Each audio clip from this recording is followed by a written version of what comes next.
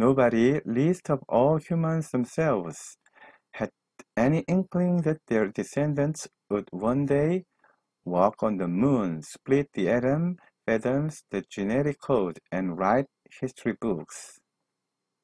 아무도, 그 중에서도 특히 모든 인간 자신은 더욱더 어떤 낌새도 채지 못했다. 자신들의 후손이 어느 날엔가는 바로 위를 걷고 원자를 쪼개고 유전자 코드를 해독하고 그리고 역사책을 쓰리라는 것을. List of all은 여기 보시겠지만은 이렇게 어떤 부정적인 말이 나오는데 아무도 못할 것이다. 그런데 그 모든 것 중에서도 또 가장 적게, 그러니까 아무도 못할 것인데 특히 얘네들은 더욱더 못할 것이다. 예, 아시겠죠? 아무도, 그 중에서 특히 인간 자신들, 모든 인류 자신들은 특히 더욱 어떤 낌새도 채지 못했다. 잉클링은 낌새, 암시 이런 거죠. 그들의 후손들이 어느 날엔가는 다루이를 걷고 원자를 쪼개고 유전자 코드를 해독하고, 원래 패덤은 뭘 헤아리고 추론하고 뭐 헤아리고 그런 뜻인데 유전적 코드를 헤아리는 거니까 요즘으로 말하면 유전자 코드를 해독한다고 할 수 있겠습니다. The most important thing to know about prehistoric humans is that they were insignificant animals with no more impact on their environment than gorillas, fireflies, or jellyfish. 가장 중요한 것, 알아야 할 선사시대의 인류에 대해, 그것은 선사시대에 가장 중요한 뭐가 있었는데 그 인간들에게 그들은 어떤 의미도 없는 그런 하찮은 동물이었다는 거, 이게 가장 중요한 거라는 거예요. 그들 자신의 환경에 미치는 영향이 거의 없었는데 그것은 고릴라나 반딧불이 그리고 해파리보다 더 나을 것이 없었다. 예, 문장이 길기도 하고 이 영어에서 상당히 어려운 이 no more than이 사실 많이 나오는데 생각보다 이게 상당히 까다로운 구문입니다. 오늘 확실히 익혀보세요. 자, 가장 중요한 것, 알아야 할 선사시대 인류에게, 그러니까 역사 이전의 시대, 이걸 그래서 선사시대라고 그러죠. 보통 넓은 의미에서의 역사는 사실 뭐 우주의 역사가 137억 년 넘었으니까 그 다 역사라고 볼 수 있는데, 조금 특별하고 좁은 의미의 역사는 인류가 자기 자신에 대한 의식을 가지고 자기 자신에 대해서 글을 쓰게 되는 거, 그걸 바로 역사라고 부르잖아요. 그렇게 역사를 쓰게 된 시기 시작한 때부터를 역사시대라고 부르기도 해요. 그러니까 선사시대라는 건 아직 문자가 없고 그런 때를 말하는 거죠. 그러니까 선사시대 인류에게 있어서 가장 중요한 것이 뭐냐 하면은 우리가 알아야 될 아주 하찮은 어떤 중요한 의미가 없었다는 것이, 없는 동물이었다는 거예요.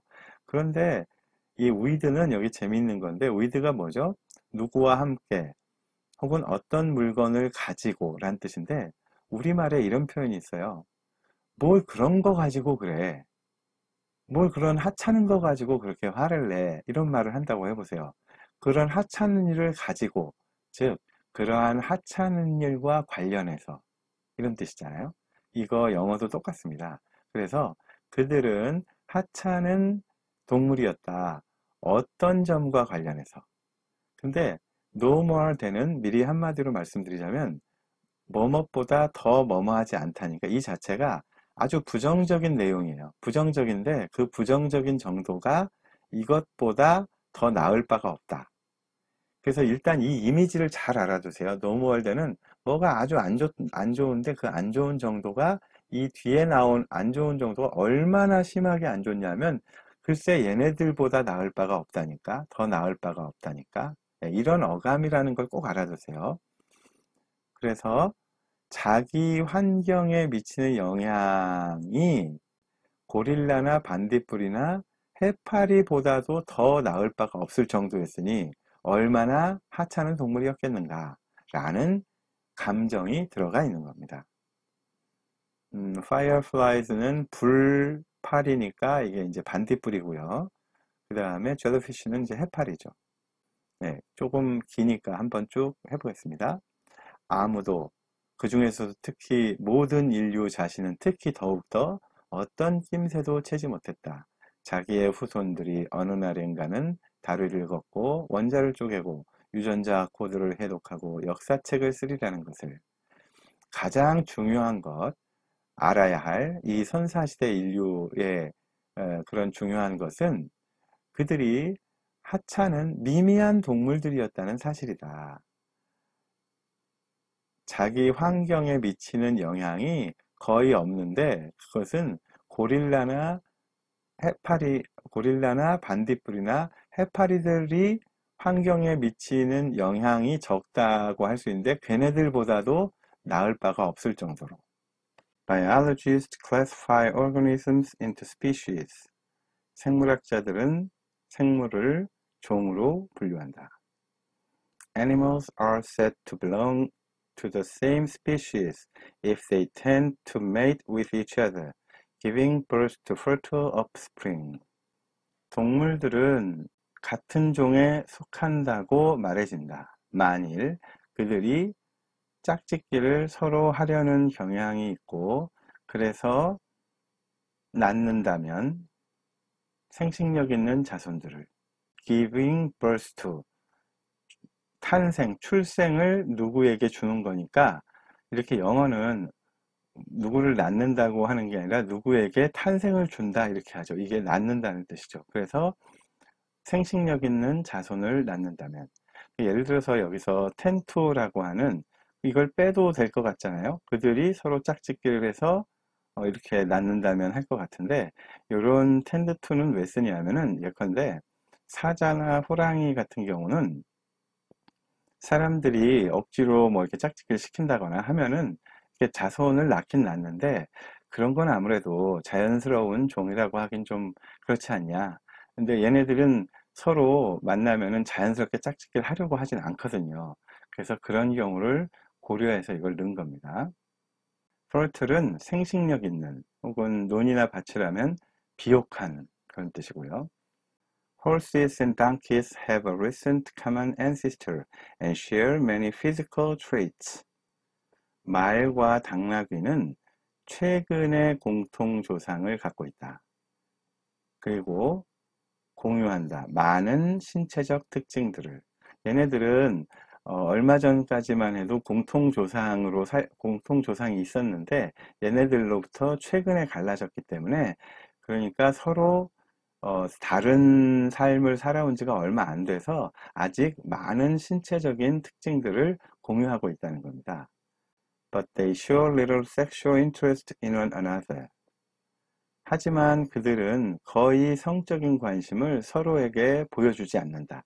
즉 만나면은 성적으로 끌리거나 성적인 감정 같은 게 생기지 않는다는 거죠. 자연스러운 그런 관계가 아닌 거예요.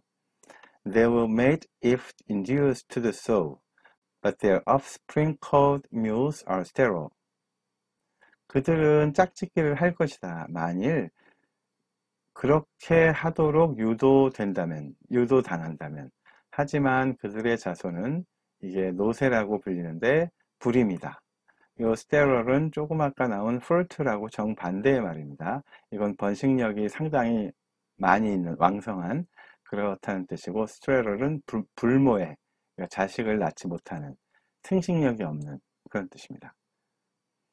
생물학자들은 생물들을 종으로 분류한다.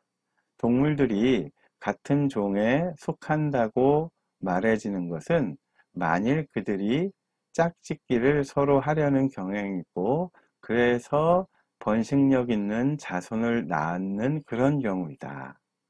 말과 당나귀에게는 공통의 조상이 있는데 최근에 얘네들 그래서 아직 많은 신체적인 특징들을 공유하고 있다. 하지만 그들은 거의 성적인 관심을 서로에게 보이지 않는다. 그들은 짝짓기를 할 것이다. 만일 그렇게 하도록 유도된다면. 하지만 그들의 자손들, 노새라고 불리는 얘들은 불임이다.